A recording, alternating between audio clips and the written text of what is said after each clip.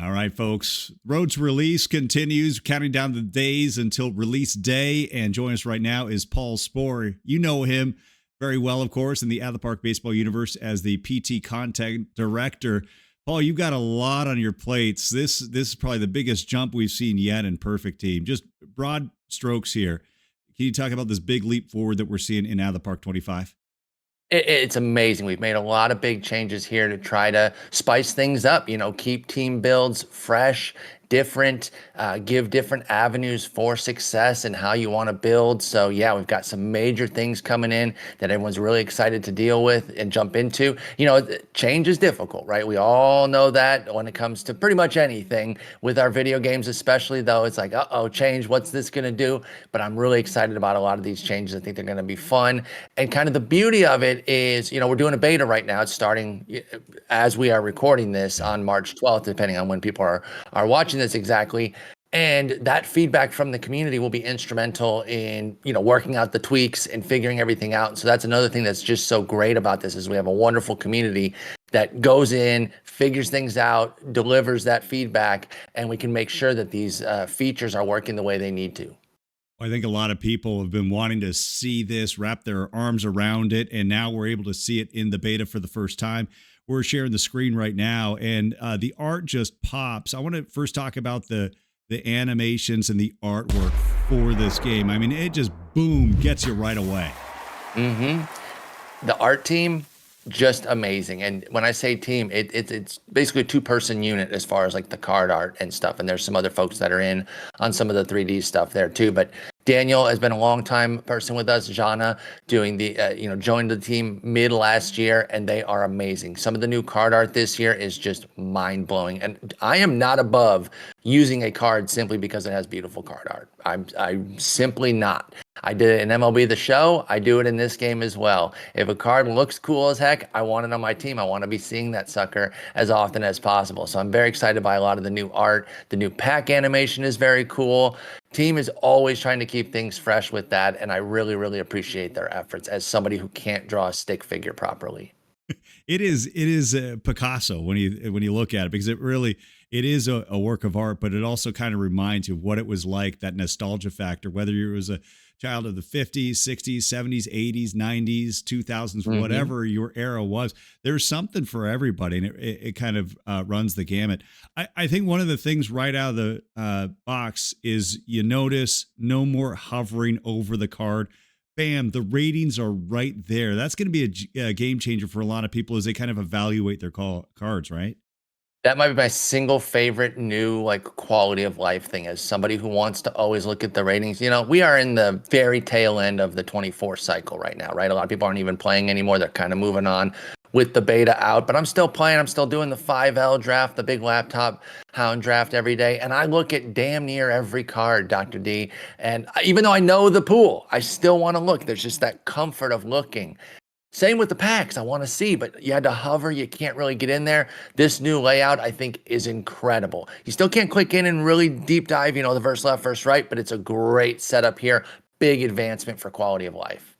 Another big advancement, we've talked about ratings and kind of the ratings pool this year, and you kind of creep up against the max 100 and go off the chart, so to speak. Right away, we're seeing kind of a larger scale to play with. And I'm seeing like Steve Reed, 2004 card for the Rockies. You see the control 115 and it's not maxed out. There's room to grow.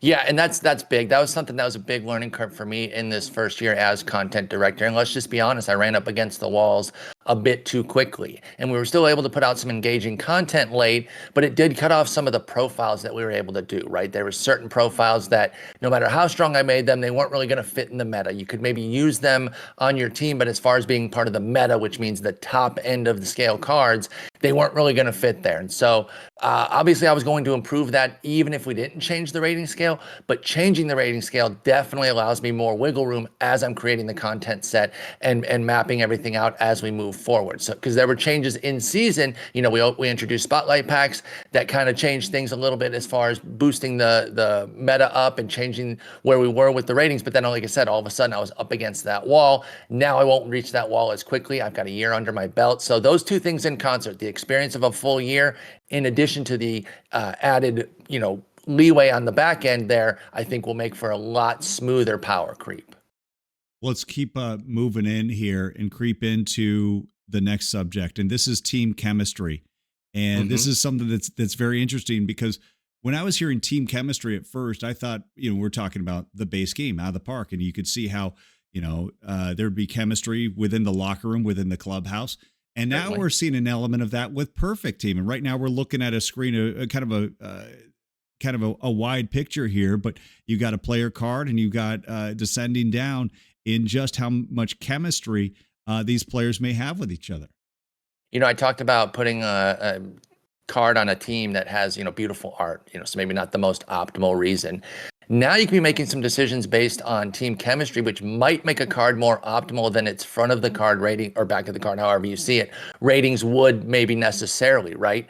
You might have an 88 rated card that adds enough chemistry to the rest of the team that it is actually better than the 91 card, right? And everything shouldn't be judged off overalls to begin with, but let's just say that that you would determine that it is definitively a better card in a 1-to-1 setting if they were just playing these cards straight up. But then the chemistry impact gives the 88 an advantage where he helps the team more. And, you can see the categories with which the chemistry is impacted. Being teammates, the length of being teammates, cards from the same year representing the same team, cards belonging in the same card category. You can get those key puzzle pieces that can go in and hit several different things on your team and make it a bigger boost for the team than just their overall rating would necessarily imply. So I think it's going to add a lot of new factors. The theme team community run by our boy EVC is going to get a whole new kind of makeover with this, right? Some of their teams are going to be, really amped up by being able to play into the team chemistry. They're already kind of doing it, artificially, right? By putting a particular theme together. Now they can get actual tangible benefits from that in the game to improve their ball club.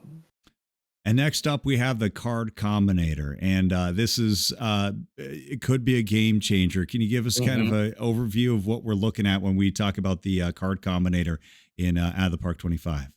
So any historical card can be a combinator card, meaning you can pull it as a combinator. And you're going to know when you're pulling a combinator card when you're opening a pack. And currently you see a gold back, it's a gold card. That teal is a diamond, the black and gold is a perfect. Now you will see a red back. And that red back should get you excited because that is now a combinator card.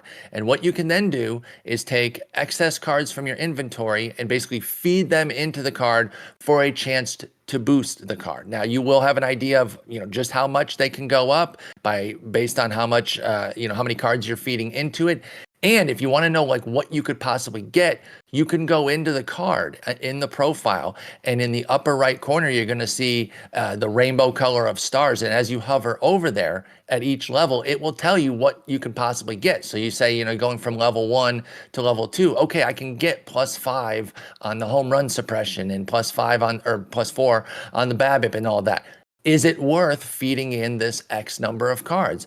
And then you might miss too. Nothing's guaranteed there. So you can decide, are these cards more valuable in my inventory or even being sold on the market for the points I can get, or improving this card that I use in these tournaments and on my league team, et cetera, et cetera. So it adds a whole new dynamic to your team building. And so I'm really, really excited to see how this goes. You can get it all the way up to 5 levels. The overall won't change either. So this could be a card that, say you take your 83 gold and you boost them up all 5 levels and you're using them in a gold tournament, you've basically got yourself a diamond playing in there now at this point, so you can really, really change the outlook of your teams. It won't be easy to do it because, you have to pay the certain cards, but it's going to be a lot of fun kind of taking that decision of whether or not you want to take the risk with it. Okay. And let's touch real quick, Paul, as we have you here on Road to Release, talking a little bit about the roster builder, tournament roster builder. This is something people have been longing for quite some time, and they're looking forward to that, seeing that in Out of the Park 25 as well. Absolutely. So this part is a little bit of a work in progress right now. Won't be in the beta. They're still working on it to make sure that it absolutely works. I mentioned, community feedback as such an important piece of a live service game, but that also allows us to do things that, hey, not available at release, but we have a long cycle. Like I said, we're just finishing the 24 cycle. Laptop Hound streaming today, talking about the 5L tournament for March 12th. That's still in 24. So we go, just about the full year. So if something isn't ready necessarily immediately at launch, doesn't mean it has to be scrapped. It can be worked, it can be tweaked to make sure that we get it working where it needs to be.